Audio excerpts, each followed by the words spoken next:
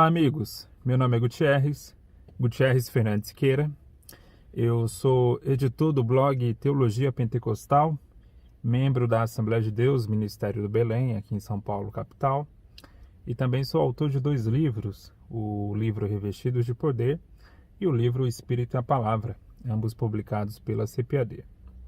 Fui convidado para dar uma palavra a respeito desse tempo conturbado que nós temos vivido. Eu estou no meio de uma agitação, estou voltando do trabalho e na correria estou gravando até aqui no carro. Me perdoe pelo cenário, um cenário um pouco escuro aqui à noite. Mas eu quero trazer aqui uma meditação em um texto bastante conhecido que está na carta de Paulo aos Coríntios, no capítulo 13, no versículo 13. Nesse livro, ou nessa carta, nessa epístola, o apóstolo Paulo comenta a respeito do amor. Ele está falando ali do amor num contexto de debate e discussões a respeito dos dons espirituais. E quando ele encerra aquele poema, aquele lindo poema a respeito do amor, no capítulo 13, ele fala o seguinte: 3 coisas permanecem: a fé, a esperança e o amor. A fé, a esperança e o amor, sendo a maior delas o amor. É interessante que no decorrer da história da igreja, os teólogos chamaram essas 3 virtudes, a fé, a esperança e o amor, de virtudes teologais. Com isso, se está expressando a respeito de valores essenciais para a fé cristã: fé, esperança e amor. E se a gente pensar no período que nós estamos vivendo, que é um período que envolve uma crise sanitária, que envolve crises políticas, não só no Brasil, a gente observa isso em outros países, mesmo em países desenvolvidos, e também crise econômica severa, porque nunca na história, pelo menos moderna, o mundo parou literalmente dessa forma, a não ser na Primeira e Segunda Guerra Mundial. E aí nós pegamos 3 grandes crises: uma crise econômica muito severa, que é consequência de uma crise de saúde igualmente ou mais poderosamente severa, e também crises políticas, tensões sociais, etc. Vivemos um tempo difícil. 2020 tem sido um ano muito complicado. Começou com rumores de guerras em janeiro, e a partir de fevereiro esse vírus começou a se espalhar da China, pela Europa, chegando nas Américas, e agora está no mundo todo. E tensões raciais nos Estados Unidos voltam, a tensões que os Estados Unidos não viam há bastante tempo. E aí é claro que é muito provável que esses vários protestos que estão ocorrendo em cidades americanas vão respingar em outras cidades ocidentais, ou quem sabe até cidades orientais, porque vale lembrar que também neste momento há sérios conflitos na cidade de Hong Kong, lá na China. E aí nós estamos no meio desse turbilhão, e nós somos cristãos. E qual é a resposta cristã para esse dilema que nós vivemos hoje? E eu creio, como crente que sou, como evangélico que sou, como pentecostal que sou, e acima de tudo, como cristão que sou, que a resposta está na palavra. E está naquilo que Paulo falou. Ele falou dessas 3 virtudes: a fé, a esperança e o amor. É interessante a gente ver que essas 3 virtudes só podem andar juntas. Porque o mundo fala muito em esperança. O mundo fala muito em expectativa de um tempo melhor. Isso a gente vê o tempo todo. Desde um concurso de Miss, por exemplo, onde se fala, até mesmo, se a gente observar, é um discurso que está aí, na TV, está aí nos grandes protestos, está aí por meio de movimentos sociais. Todo mundo fala em esperança, fala em um tempo melhor, fala em um tempo de renovação. Só que a Bíblia, antes de falar da esperança, a Bíblia fala da fé. Da fé. Por quê? Porque uma coisa não pode se dissociar da outra. Eu só posso construir uma vida de esperança se eu tenho, em primeiro lugar, fé. E a fé é uma qualidade, é uma virtude que não está ligada a um outro homem, não está ligada a uma instituição, não está ligada a um grupo, está ligada a Deus. É um elemento de ligação para com Deus. É confiança em Deus. Porque não é possível ter fé no nada, não é possível ter fé em si mesmo e não é possível ter fé na fé. A fé por si só não é nada, a fé precisa de uma ligação. E essa ligação é Deus Pai, é Jesus Cristo, é o Espírito Santo. Portanto, antes da gente falar em esperança, em transformação, em renovação, em um mundo melhor e coisas desse tipo, até porque nós somos cristãos e de fato acreditamos em restauração, acreditamos que Deus transforma, acreditamos que Deus é todo poderoso para endireitar esse mundo afetado pelo pecado.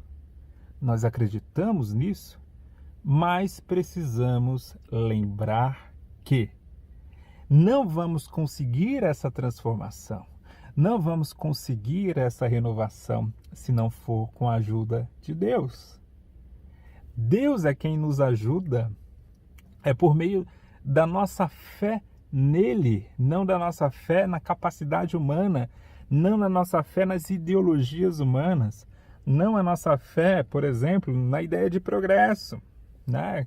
No historicismo, naquela ideia assim iluminista de que o mundo sempre caminhará para um destino glorioso e grandioso e estupendo e coisas desse tipo. Não, a nossa fé não está em processos históricos.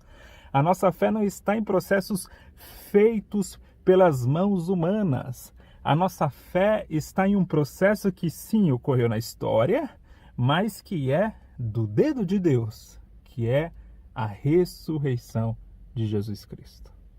É ela que sustenta a nossa fé. É ela que sustenta a nossa esperança.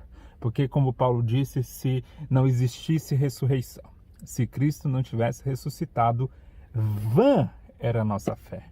Vã seria a nossa esperança.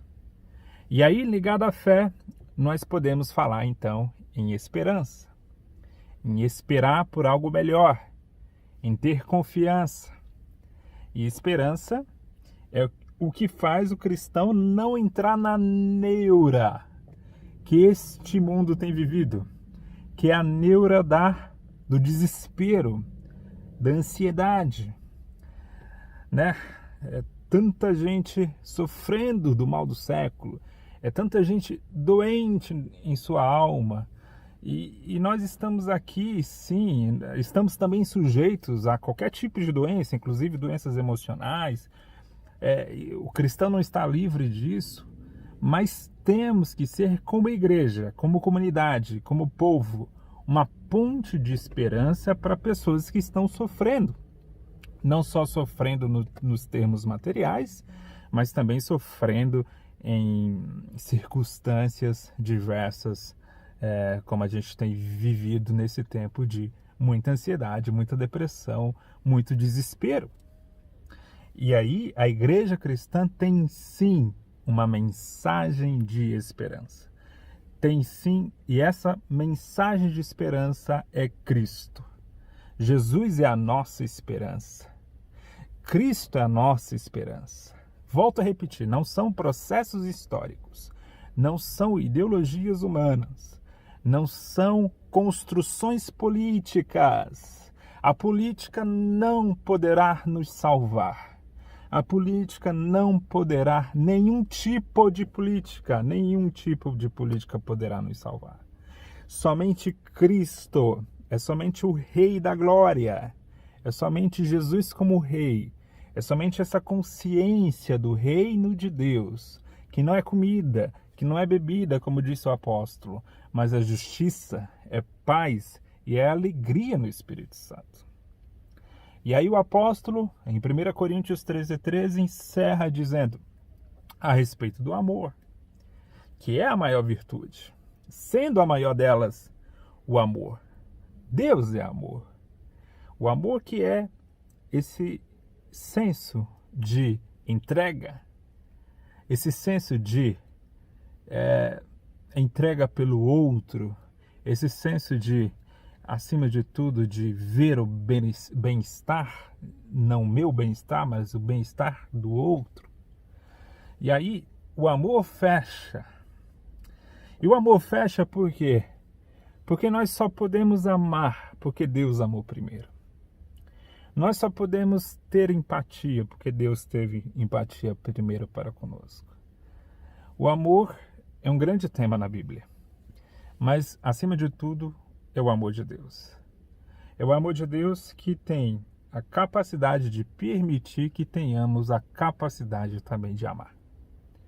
Se Deus não tivesse amado, se Deus não tivesse demonstrado o seu amor, não seríamos capazes de amar. Não seríamos capazes de amar. Volto a repetir, não seríamos capazes. É o amor de Deus que permite que nós possamos amar. E é o que o mundo mais precisa hoje, é ouvir do amor de Deus. Eu ouvi a respeito do amor. Não o amor como um Deus. Não, a Bíblia não chama, né, o amor de Deus. Não é o amor é Deus. Não, Deus é amor. O sujeito Deus, a pessoa de Deus Pai, Ele é amor. Porque o amor só pode ser totalmente eficaz, totalmente transformador, se estiver associado a uma pessoa. E é por isso que Deus é um ser pessoal e é um ser relacional. É um ser que sempre foi uma trindade. Na eternidade, ele é uma trindade. Ele é Pai, ele é Filho e é Espírito Santo.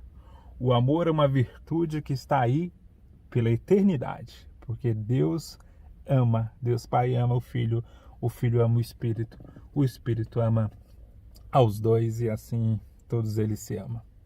São pessoas, é uma grande relação, é uma grande comunidade. E nós vivemos em um tempo, ainda vivemos em um tempo de grande individualismo. Nós fomos criados pela nossa cultura ocidental, greco-romana. Nós fomos criados dentro também de um cristianismo muitas vezes iluminista, em valorizar apenas o eu, em valorizar apenas o indivíduo.